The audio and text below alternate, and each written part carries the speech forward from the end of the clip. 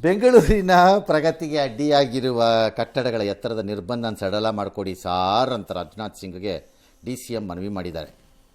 DCM ಸಾಹೇಬ್ರಿಗೆ real estate ಎಷ್ಟು ಚೆನ್ನಾಗಿ ಅರ್ಥವಾಗತ್ತೆ ಅಲ್ವಾ? ಸಾಹೇಬ್ರಿಗೆ ಸಗದಾಗ ಅರ್ಥ ಆಗತ್ತಪ್ಪ. ಅಷ್ಟೇ ಮಿನಿಸ್ಟರ್ ಫಾರ್ ರಿಯಲ್ ಎಸ್ಟೇಟ್ ಅಂತ ಒಂದು ಪೋರ್ಟ್ಫೋಲಿಯೋ ಮಾಡಿದ್ರೆ ಅನ್ಡಿಸ್ಪ್ಯೂಟೆಡ್ ಮಿನಿಸ್ಟ್ರಿ ಈ ಸಾಹೇಬನೇ, ಇನ್ಯಾರು ಬೇಟ್ ಮಾಡಿ ಯಾವನ ಕೈಲೂ ಆಗಲ್ಲ ಮಾಡಿದ್ದಾರೆ. ಬೆಂಗಳೂರು ವಿಶ್ವ ವೇಗವಾಗಿ ಬೆಳೀತಾ ಇದೆ. HAL ವಿಮಾನ ನಿಲ್ದಾಣದ ಹೃದಯ ಭಾಗದಲ್ಲಿದೆ.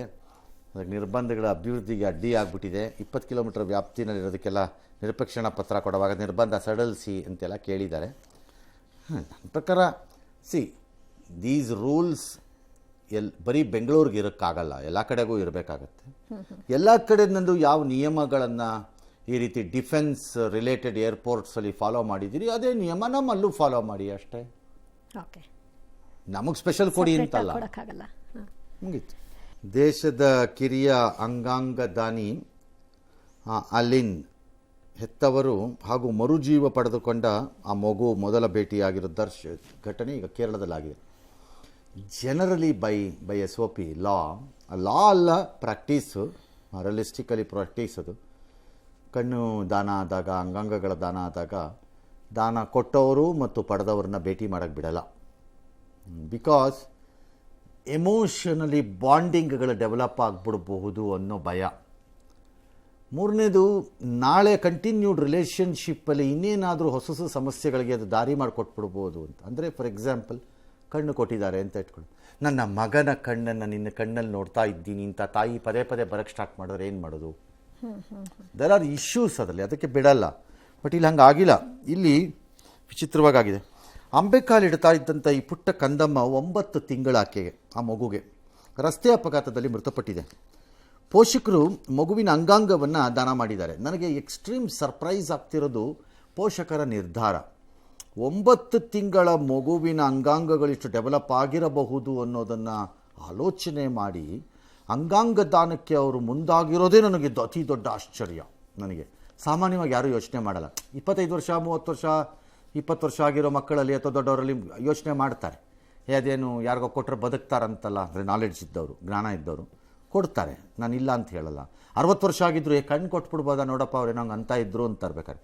ಬಟ್ 9 ತಿಂಗಳ ಮಗು ಕೊಡ್ಬೋದು ಅಂತ ಅದ್ರ ತಂದೆ ತಾಯಿಗಳು ಆಲೋಚನೆ ಮಾಡಿರೋದು ಇಟ್ಸ್ ಅನ್ ಅಮೇಝಿಂಗ್ ಥಾಟ್. ಆ ಪೀರಿಯಡ್ಡಲ್ಲಿ ಸರಿ ಆ ಮಗುಗೆ ಕೊಟ್ಟರು. ಆ ಮಗುದು ಕಂದಂದ ಅಲಿನ್ ಮಗು ಇತ್ತಲ್ಲ, ಅದ್ರದ್ದು ಯಕೃತ್ತನ್ನು ದಾನ ಮಾಡಿದ್ರು.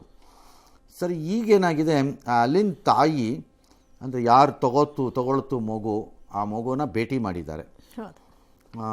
ಒಬ್ರಿಗೊಬ್ರು ಅವ್ರು ಆ ಮಗುನ ಹಿಡ್ಕೊಂಡು ಇದು ಅಂದರೆ ಎಮೋಷ್ನಲ್ ಆಗಿದ್ದಾರೆ. That's the problem. ಇದರಲ್ಲಿ ಅದೇನೋ ಭಾಳ ಆಶ್ಚರ್ಯ ನನಗೆ. ಡಾಕ್ಟ್ರುಗಳು ಏನಕ್ಕೆ ಜಾಗ ಕೊಟ್ಟರು ಇದಕ್ಕೆ ಅಂತಂದರೆ ಮಾನವೀಯ ದೃಷ್ಟಿಯಿಂದ ಜಾಗ ಕೊಟ್ಟಿದ್ದಾರೆ ಅಂತ ಹೇಳ್ತಿದ್ದಾರೆ.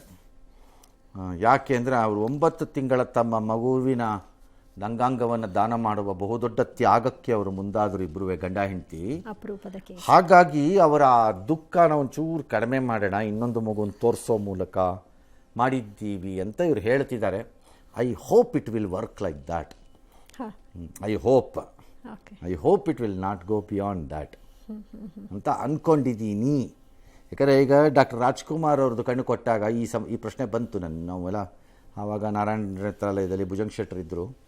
ನಾವೆಲ್ಲ ಕೇಳಿದಾಗ ಅವ್ರಂದ್ರು, ಅಲ್ಲಪ್ಪ ಯಾರಿಗಾರಿಗೆ ಗೊತ್ತಾಗ್ಬಿಟ್ಟದು, ಭಕ್ತಾದಿಗಳೆಲ್ಲ ಅಣ್ಣ ಅವ್ರ ಕಣ್ಣು ಅವನ ಹತ್ರ ಇದೆ ಕಣೋ ಅಂತಂದ್ಬಿಟ್ಟು ಹೊರಟುಬಿಟ್ರೆ ಏನು ಮಾಡೋಣ, ನೋಡಬೇಕು ಅಂತ ಪ್ರಾಬ್ಲಮ್ ಆಗತ್ತಪ್ಪ ಅಂತ ಅವತ್ತೇ ಹೇಳ್ತಾ ಇದ್ರು ಅವರು. ಹಾಗಾಗಿ ಈಗಲೂ ಹಂಗಾಗಿದೆ. But anyhow everything has ended so well. Hopefully everything will end very well. ಚೆನ್ನಾಗಿ ಹೇಳ್ತಾರೆ. ಆಶ್ಚರ್ಯ ಮತ್ತು ಅದ್ಭುತ. ಯಾಕಂದರೆ ನನಗೆ 2 ಇದರಲ್ಲಿ ಕಾಣಿಸ್ತಾ ಇರೋದು. ಒಂದು, ರಿಸ್ಕ್ ತೊಗೊಂಡಿದ್ದಾರೆ ಡಾಕ್ಟ್ರುಗಳು ಅಲೋ ಮಾಡೋಕ್ಕೆ ಇಬ್ಬರನ್ನು ಭೇಟಿನ. It is a risk, no doubt. ಎಮೋಷನಲ್ಲಿ ನೋಡಿದಾಗ ಗ್ರೇಟ್ ಅನ್ನಿಸಬಹುದು, but it is a risk you have taken ಡಾಕ್ಟರ್ಸು. ನಂಬರ್ 1.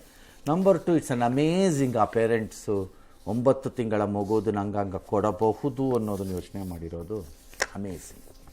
ಎಸ್.